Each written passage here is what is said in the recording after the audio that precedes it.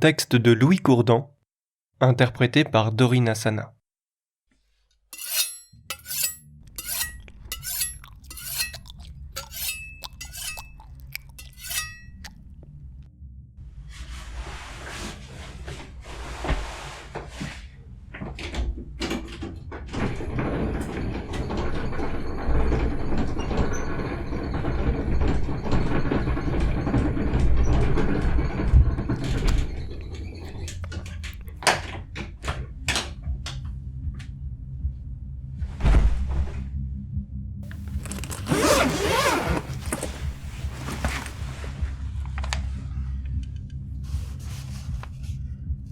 Cher journal, je ne sais même pas pourquoi je te dis cher.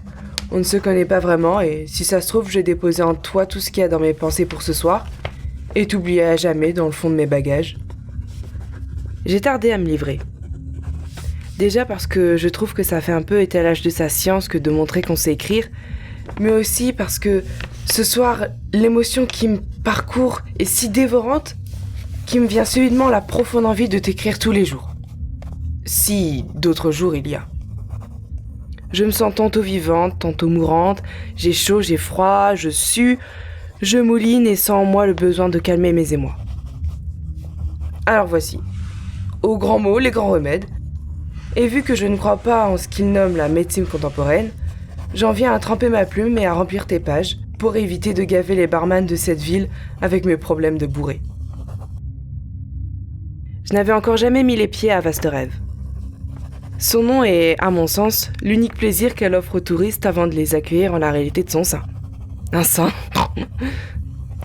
C'est amusant car, vu du ciel, cette ville fortifiée ressemble surtout à un gros nichon dont les parasites de béton ont envahi son pourtour.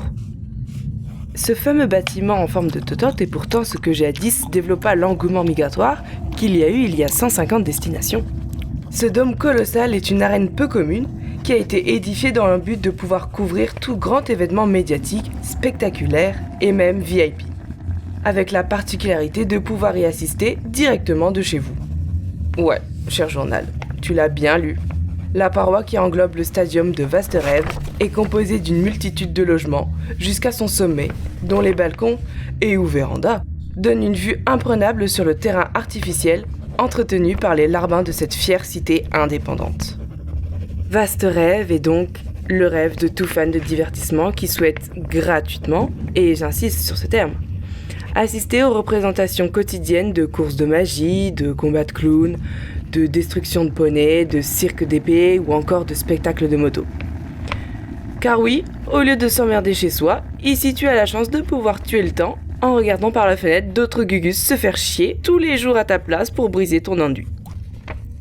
À ceux qui découvrent ce lieu par mes écrits, n'hésitez pas à contacter les agents immobiliers de Vaste Rêve, qui se feront une immense joie de poursuivre l'éloge mensongère que j'ai commencé. Je suis sûre qu'en plus, vénard comme vous êtes, un logement bien placé vient tout juste de se libérer. Pour ma part, j'ai loué une chambre dans le mamelon géant pour la modique somme d'un espadon, de 2 chemisiers, d'un plant de géranium, de 4 boîtes de conserve, 2 brioches, une tête de loup fraîchement cueillie et un bouquet de fleurs sèchement coupé. Si comme moi quelqu'un partage le fait qu'il serait grand temps d'installer une foutue monnaie dans ce foutu monde, merci de poursuivre mon combat à titre posthume. Je n'ai pas le courage de le faire de mon vivant. Avant que je ne passe à l'aveu, avis à tous les xénophobes qui n'osent pas se l'avouer en face et qui ont pourtant savouré jusqu'à là l'étalage de mon possible dernier cri. Je suis une cochonne. Et même pas une entièrement. Je suis mi-humaine, mi-cochonne. Une demi-porc, si vous avez besoin que je m'adapte à votre jargon. On ne va pas s'attarder sur ce sujet, j'ai presque honte de l'écrire et je culpabilise d'en avoir honte alors que j'ai le droit légitime de me rouler dans la boue, autant que d'avoir un abonnement à la bibliothèque sans avoir peur d'être vue comme trop animale ou trop humaine. Je tenais simplement à remettre les points sur les idiots. J'ai le groin d'une truie, j'ai les oreilles pendantes, d'épaisses mais grandes jambes qui se terminent par un mélange de pieds que personne n'ose regarder. Et non, ma peau n'est pas rose bonbon. Elle est semblable à la vôtre, bien qu'elle soit recouverte d'un soyeux duvet qui a le don d'attirer les caresses des mâles de toutes les espèces. C'est fou quand même. J'en suis arrivée à un point où même dans mon propre journal intime, je me sens obligée de me justifier. Encore un peu et je me sentirais obligée de signaler si je suis dans une période de règles ou non, afin de faire comprendre auprès des cons qui se poseront la question si de ma colère elles en sont la raison. Mais je ne leur ferai certainement pas ce cadeau. Bon allez. Je me suis défoulée, je me suis débarrassée des lecteurs dont je souhaitais le nez éloigné de mes fesses, et je vais enfin pouvoir confier ma détresse à ceux qui sont restés. Demain, c'est moi qui irai dans l'arène. L'Assemblée des festivités organise un événement. Une bataille pour l'homme. J'ai accepté et c'est pour ça que j'ai pu me rendre à Vaste Rêve. Ça peut sembler puéril, mais l'homme qui est mis en jeu a l'air vraiment remarquable. Il est l'unique sélectionné parmi 200 participants.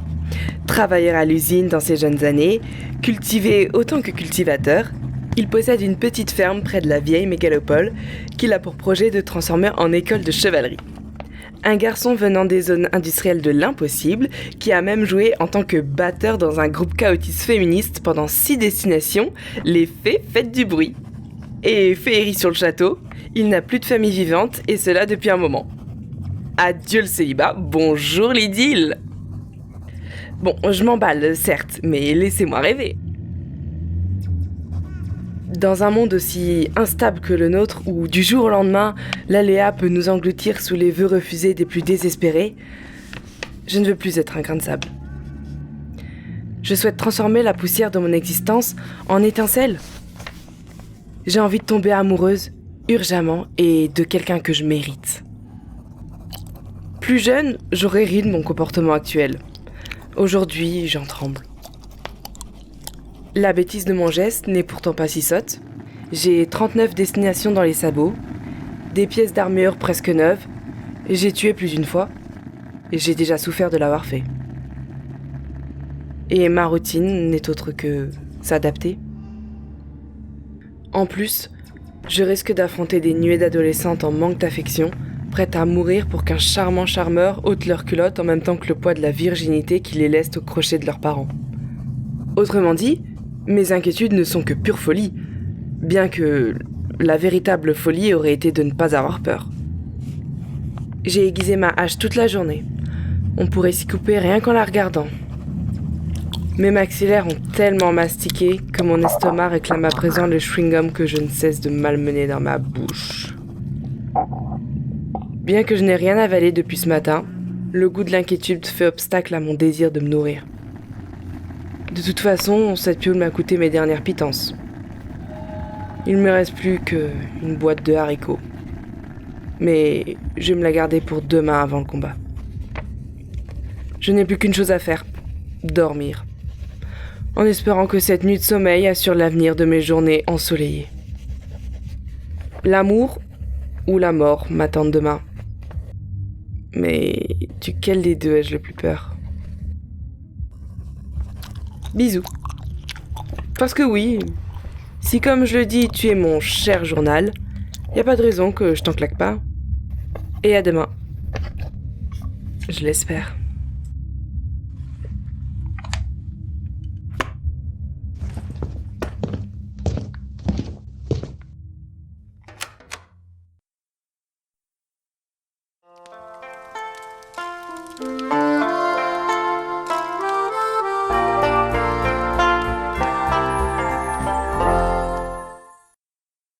Alors, ça vous a plu ? La suite arrive dans 2 semaines. En attendant, rien ne vous empêche de partager cette histoire autour de vous. Je dis ça, je dis rien. Je pose ça là.